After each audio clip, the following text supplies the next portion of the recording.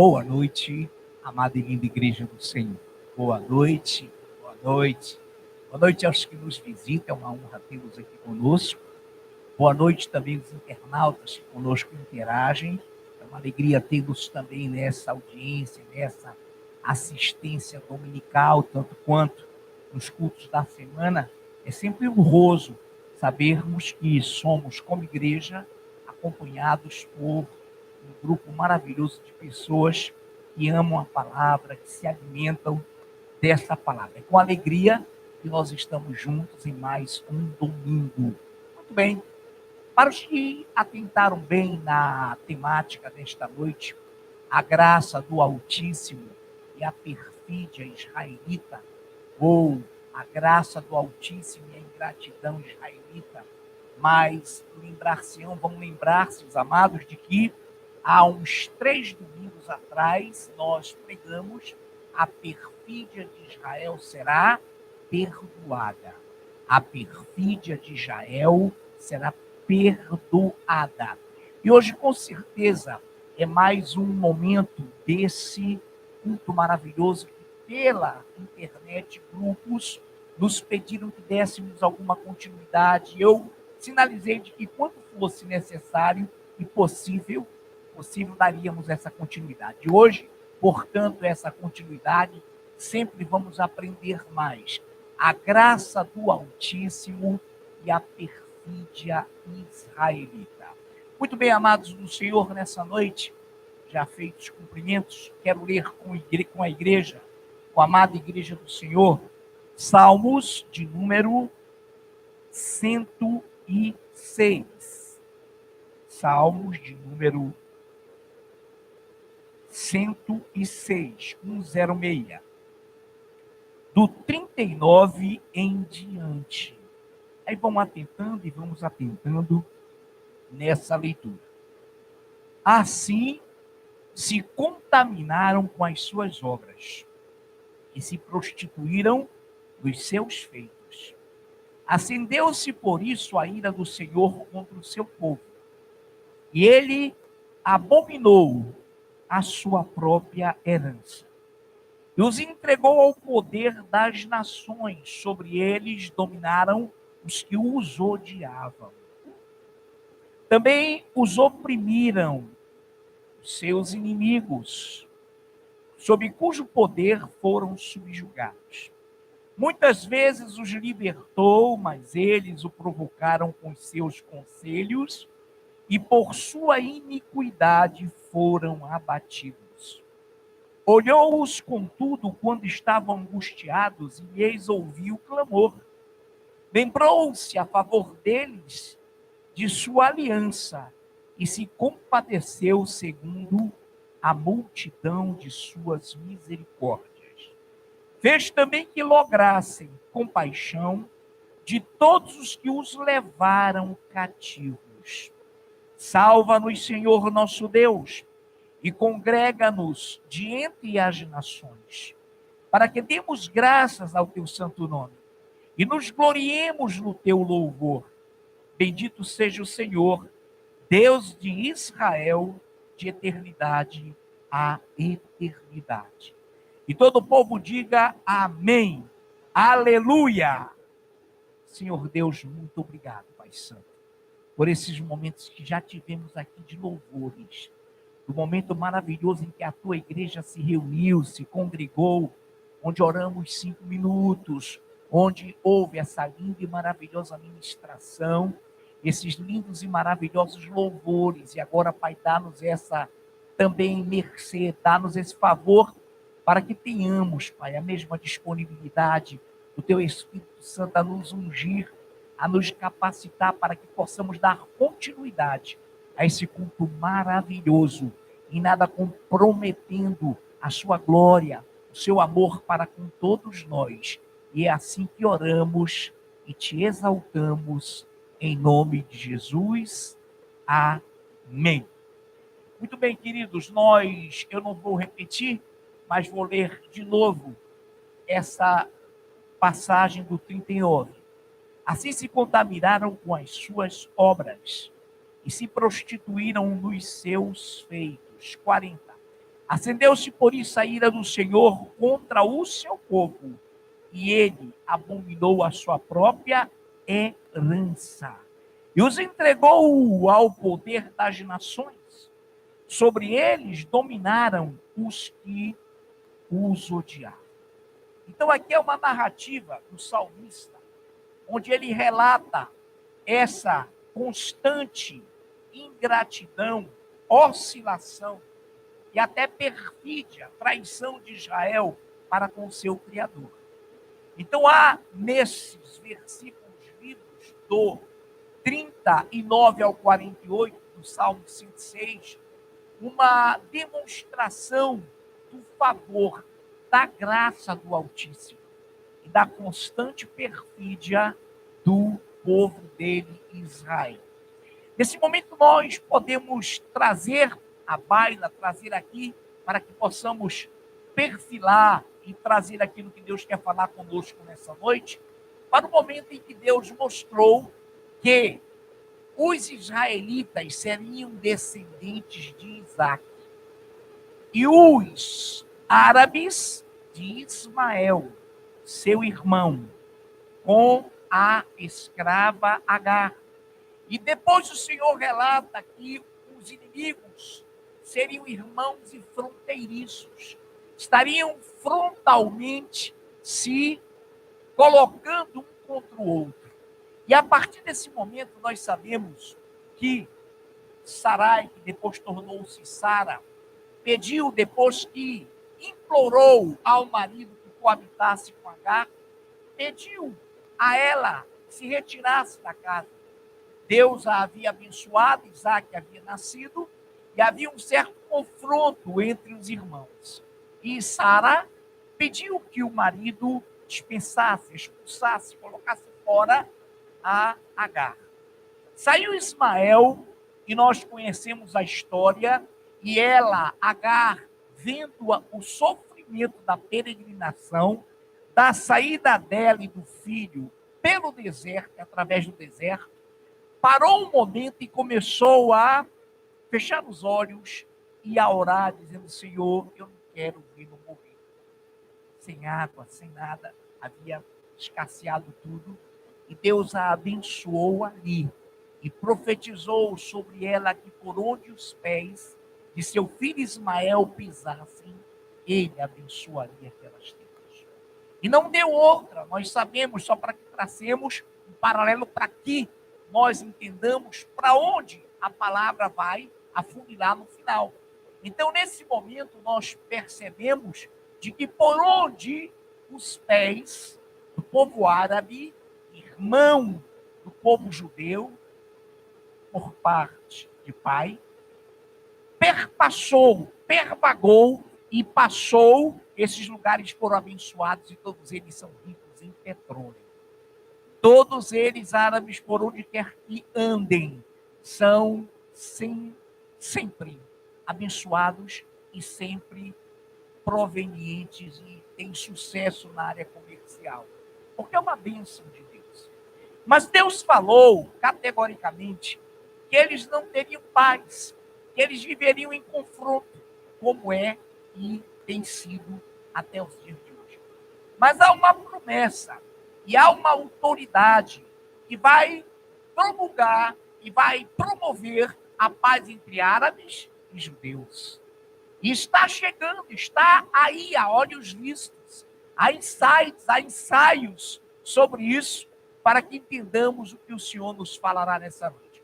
Nos Salmos 106, voltando a essa introdução, então o salmista nos mostra a ira de Deus justificada, a ira de Deus sempre justificada, porém o seu perdão e as suas misericórdias amparando e perdoando o povo de Israel, em que pese a idolatria, em que pese a perfídia, a traição, com que esse povo se portava contra o seu próprio Criador, abençoador e Deus.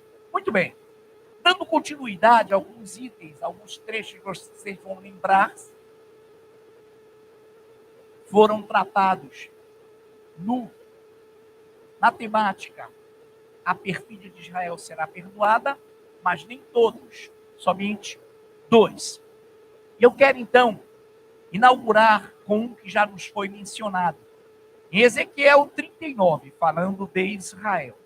Em Ezequiel 39, de 21 a 24.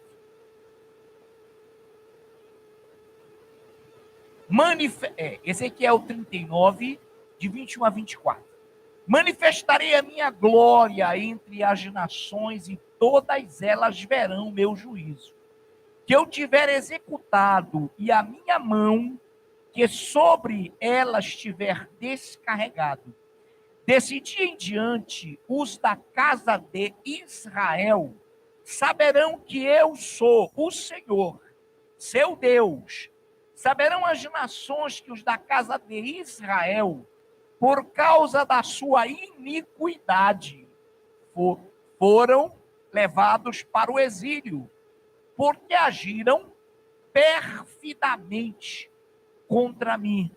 E eu escondi deles o rosto e os entreguei nas mãos de seus adversários, e todos eles caíram à espada, segundo as suas iniquidades. E o texto é muito claro, eu fragmento, eu paro nele aqui, para mostrar a profecia que Deus deu ao profeta Ezequiel sobre a iniquidade, sobre a perfídia de Israel, que tratou o Senhor indignamente, que fez com que o nome do Senhor fosse envergonhado entre as nações, e, por conseguinte, por reação própria, lógica, óbvia, verdadeira, santa e justa, Deus os puniu.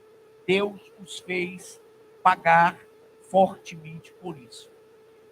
Na carta de Paulo aos Romanos, capítulo 9, versículos somente de 2 a 4, diz assim: tenho grande tristeza, Paulo escrevendo aos Romanos, 9, de 2 a 4, quem quiser somente ouvir, pode fazer. Tenho grande tristeza e incessante dor no coração, porque eu mesmo desejaria ser anátema, separado de Cristo, por amor de meus irmãos, meus compatriotas, segundo a carne. São israelitas, pertence-lhes a adoção e também a glória, as alianças, a legislação, o culto e as promessas. Deles são os patriarcas, e também deles descende o Cristo, segundo a carne, o qual é, sobre todos, Deus bendito para todo sempre. Amém. Quando o apóstolo Paulo, amados, escreveu de que ele desejava no coração ardentemente ver os israelitas, ver seus compatriotas, ver os seus irmãos salvos, que lá no fundo ele desejaria ser anátema, maldito, separado de Cristo. Entendam a força de expressão de Paulo. Há muita heresia que pode nascer daqui como alma. Não naquele momento Paulo de coração não queria servir a Cristo, mas por força das... Não. Ele quis mostrar algo maravilhoso, que ele estivera assim, separado de Cristo. Que ele fora curador e procurador romano. E como poliglota e detentor de 3 cidadanias, ele perseguiu a igreja. Ele era separado de Cristo. E ele mandava executar a tal ponto que Estevão, um dos mártires, foi executado sob a supervisão dele e sob, debaixo das ordens dele, Saulo de Tarso. Saulo. Então há um momento em que Paulo está dizendo que ele lutou muito pelos seus irmãos, ele lutou muito pelos seus compatriotas, a tal ponto que ele servia. A Bíblia diz que ele fazia aquilo com tamanho zelo e pensava que com aquilo estava servindo a Deus, por observar o Torá, ou a Torá, o Pentateuco e a legislação, as leis, os profetas. Então ele tinha um zelo extremado e achava que matando, perseguindo os da seita, os do caminho, os cristãos, ele estaria fazendo para Deus um favor. Então ele quer dizer algo maravilhoso, se nós formos agora misturar e sacolejar e colocar no liquidificador tudo o que ele falou. Ele quis dizer, olha, eu já provei um dia que fui anátema. E eu desejaria, no fundo do coração, continuar daquela forma, se aquilo fosse necessário, para que eles, judeus, fossem salvos. Mas não era. Por isso ele continua o seu raciocínio glorioso, dizendo assim no final: deles pertence, a eles pertence a lei, por amor de meus irmãos, ele quer dizer a glória, as alianças, a legislação, o culto, as promessas. Deles são os patriarcas e também a lei. Deles descende o Cristo, segundo a carne. Aí ele para aqui, e eu paro propositadamente para dar o cumprimento. Mas quantos se lembram quando Saulo ia caminhando e ele teve um encontro real com Cristo? Saulo, Saulo, por que me persegues? Quem és tu, Senhor, para que eu te persiga? Eu sou Jesus, a quem tu persegues. Ele é com outras ordens para fechar mais igrejas cristãs. E o Senhor o esbarrou ali. Com essa experiência, Saulo passa por um processo que nós conhecemos, volta a ver e começa então a propagar Cristo, a tal ponto que mudou o nome para Paulo. E nesse momento ele conclui aqui dizendo: deles são os patriarcas, deles descende o Cristo segundo a carne, o qual é sobre todos, Deus bendito para todo sempre. Irmãos, isso levava os judeus à loucura. Dizer que Cristo era o Deus bendito e eternamente bendito era uma afronta, era uma blasfêmia para os judeus. Então ele conclui o raciocínio dizendo: olha, quem seria no meu coração anátema separado de Cristo, se isso valesse a salvação dos meus compatriotas. Mas você vai lendo e vai perceber de que não era possível isso. E por isso Paulo se colocou chamando Jesus de Deus, o nome que estava acima de todo mundo. E por isso Paulo escreveu de forma gloriosa e de uma forma muito contundente contra os judaizantes, contra os escribas e fariseus que queriam forçosamente tirar a divindade do Senhor. E por isso, deles descendeu o Cristo. Se eles fossem pelo menos honestos e observadores da Torá, eles saberiam que ali diz que o filho da mulher pisaria a cabeça da serpente. Ali diz, e se eu fosse dizer o que é o Senhor em Gênesis, em Êxodo, em Levítico, em Número, em Deuteronômio, em cada um desses livros, ele traz um tema, o tema do Senhor. Eles se converteriam a uma. Mas é como a Bíblia diz, para pô-los em ciúme, Deus permitiu que eles endurecessem o seu coração. Mas o próprio Deus em Daniel e Ezequiel profetiza a rebeldia desse povo, a traição, a perfídia, a ingratidão de um povo que ele criou para o louvor da sua glória. Em Romanos, capítulo 10, só ouça, caso obviamente quiser, Romanos 10, de 11 a 12. Pergunto, pois, porventura tropeçaram para que caíssem? De modo nenhum. Mas pela transgressão veio a salvação dos gentios, para pô-los em ciúmes. Ora, se a transgressão deles redundou em riqueza para o mundo, e o seu abatimento em riqueza para os gentios, quanto mais a sua plenitude. A pergunta de Paulo em Romanos 10, 12 é: pergunto, pois, porventura tropeçaram para que caíssem? Tropeçaram para que fossem perdidos para sempre? Tropeçaram para que fossem extintos da minha presença? De modo nenhum. Deus é misericordioso, irmãos. Deus é maravilhoso. Mas eles tropeçaram para que o Senhor, pelo tropeço, pela transgressão deles, colocasse eles em ciúmes contra os gentios. Ora, se a transgressão deles, judeus, redundou em riqueza para o mundo, e o seu abatimento em riqueza para os gentios, quanto mais a sua plenitude.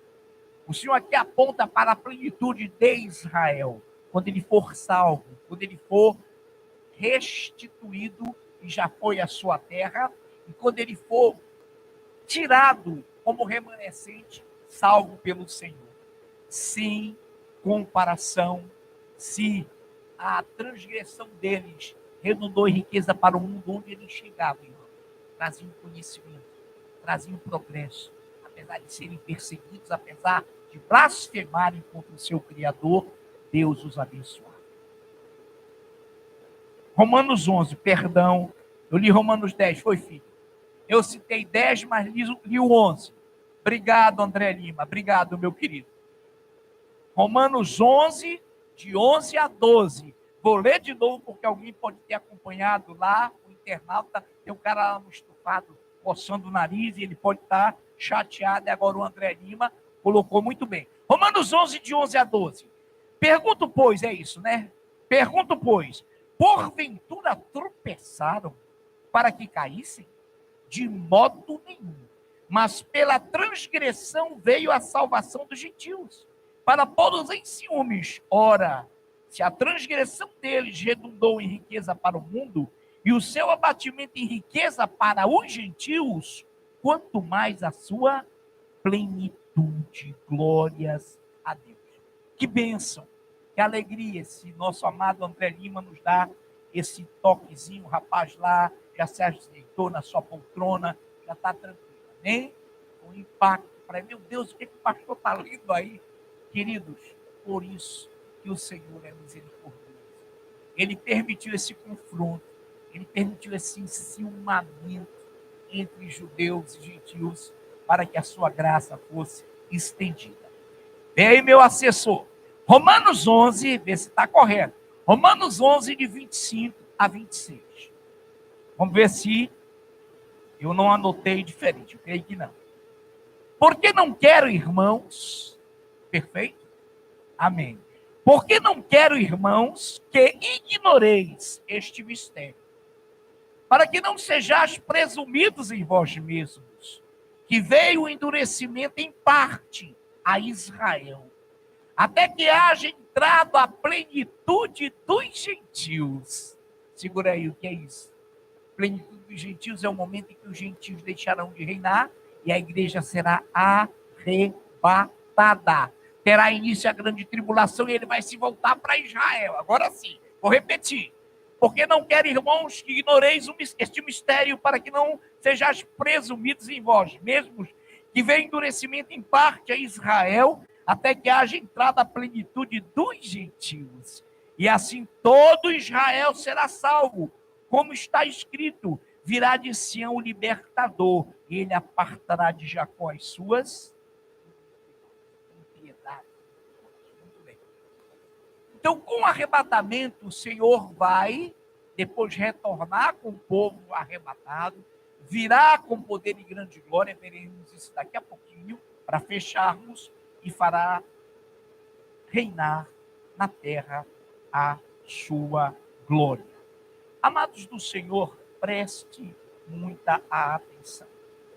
Preste muita atenção. Ainda vamos voltar aos Romanos. Mas deixa eu te mostrar algo. Quem aqui, internauta, já ouviu falar, está ouvindo falar da reconstrução do templo? Amém? Já, todos nós com certeza. E deixa eu lhe dizer algo. Em Mateus, aí é que vai entrar o fez, ou essa palavra está errada.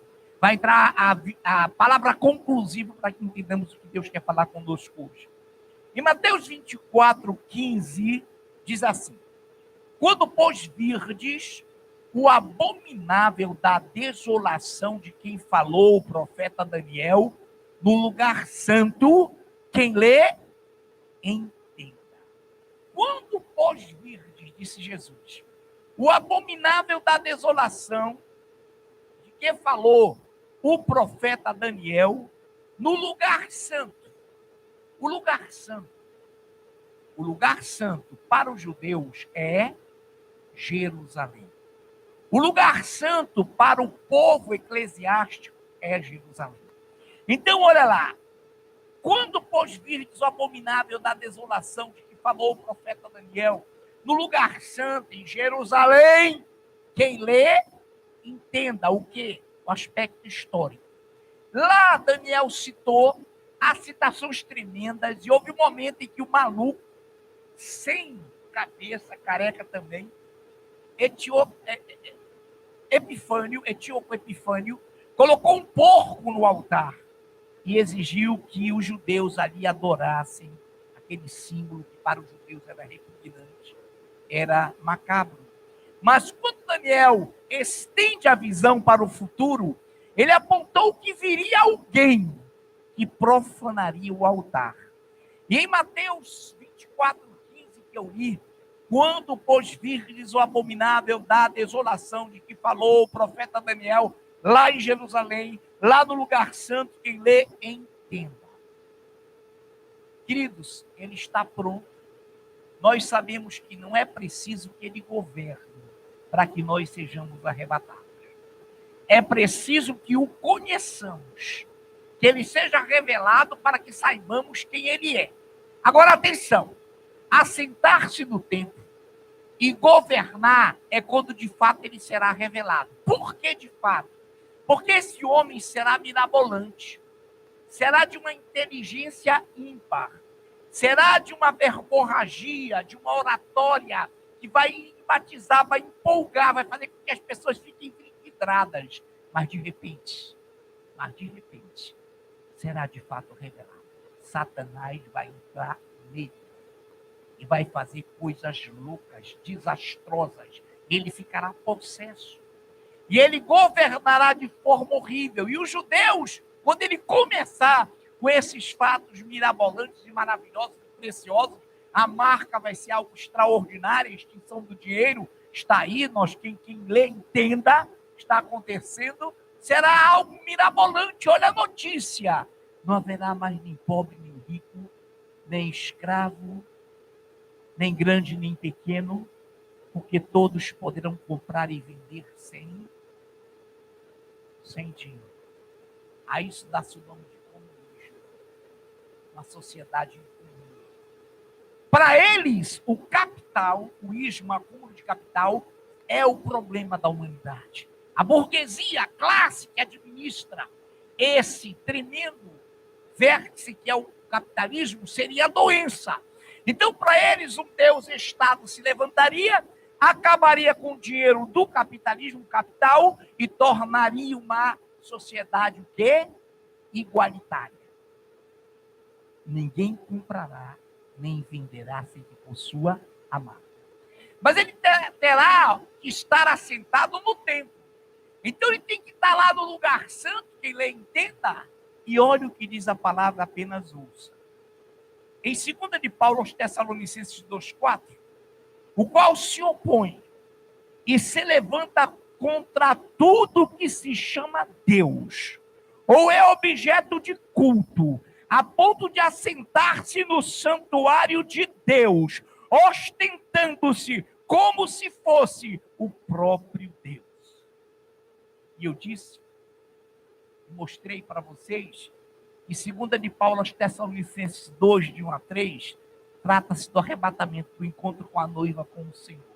Mas do 4 em diante, já é a grande tribulação. E aqui está o 4, que combina com 24:15, quando pois virdes o abominável da desolação de que falou o profeta Daniel no lugar santo, que ele entenda. Aí eu vou para 2 Tessalonicenses 2:4, o qual se levanta e se opõe contra tudo que chama Deus, ou é objeto de culto a Deus, a ponto de assentar-se no santuário de Deus, ostentando-se como se fosse o próprio Deus.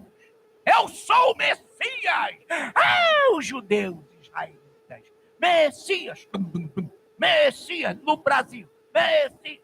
Irmãos, mas nós estaremos na glória. Por quê? Porque nesse momento os judeus farão aliança com ele.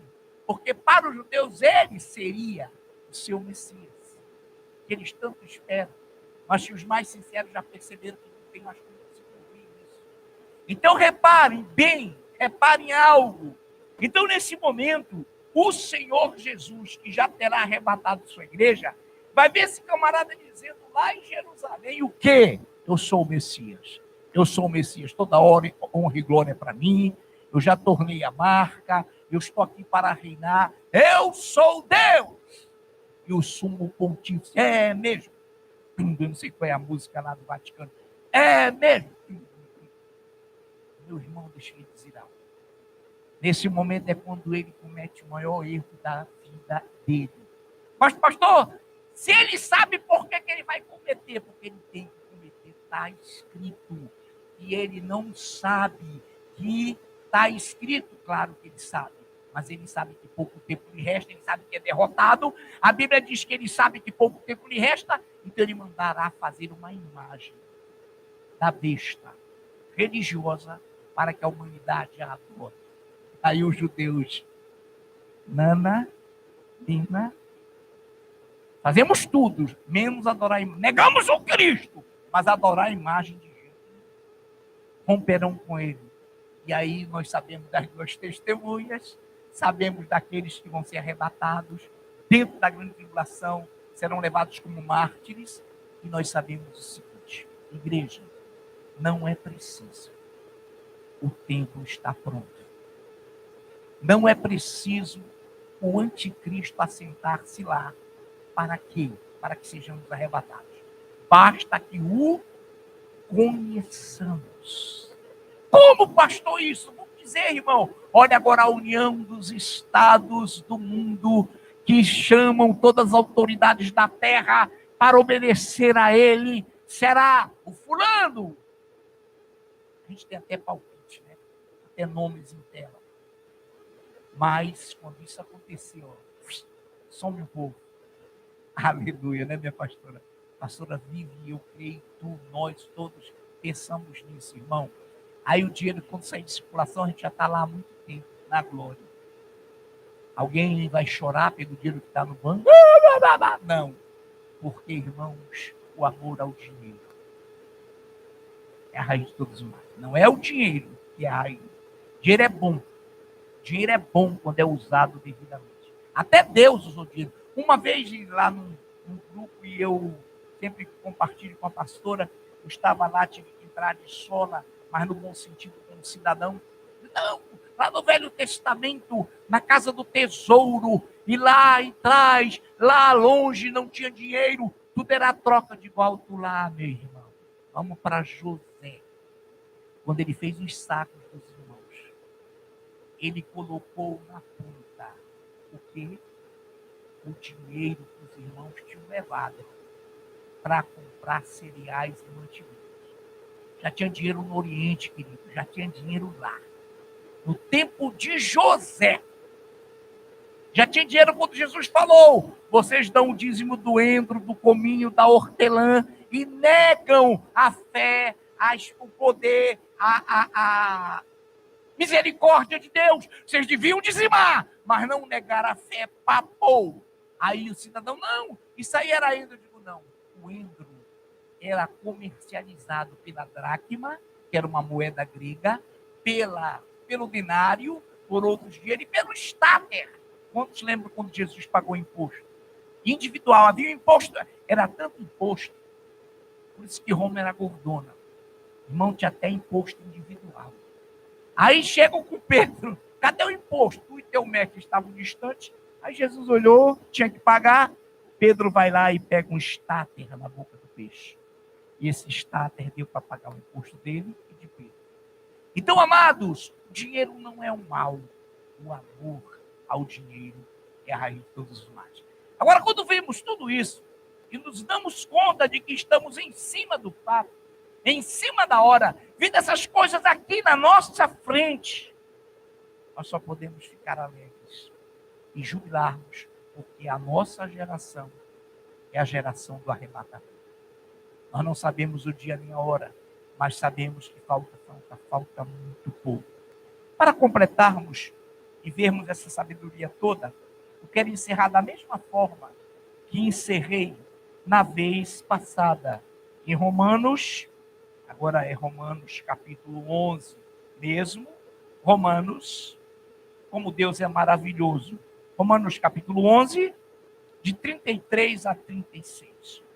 Ó profundidade da riqueza, tanto da sabedoria como do conhecimento de Deus. Quão insondáveis são os seus juízos e quão inescrutáveis os seus caminhos. Quem pôs o conheceu, quem pôs conheceu a mente do Senhor? Ou quem foi o seu conselheiro? Ou quem primeiro deu a ele para que lhe venha a ser restituído? Porque dele, e por meio dele, e para ele são todas as coisas. A ele, pois, a glória eternamente. Amém. Aplaudamos esse Senhor que está aqui.